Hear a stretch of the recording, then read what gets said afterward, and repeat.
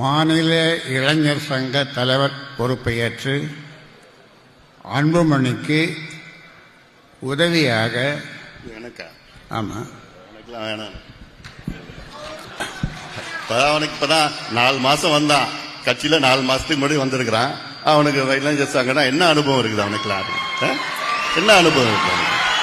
வேற என்ன போட்டு பண்ணுங்க, நல்ல அனுபவசாலியா பண்ணுங்க. தான் நான் சொன்னேன், களத்துல நல்ல ஆள் வேணும், நல்ல திறமையா வேணும்னு.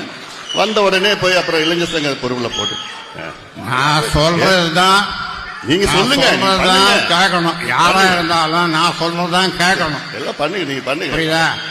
நான் சொல்றத கேட்கலன்னா யாரும் இந்த கட்சியில இருக்க முடியாது. இது நான் உண்டாக்குற கட்சி. நான் சொல்றத கேட்கலன்னா யாரும் இந்த கட்சியில இருக்க முடியாது. என்ன சரின்னா சரி, போ.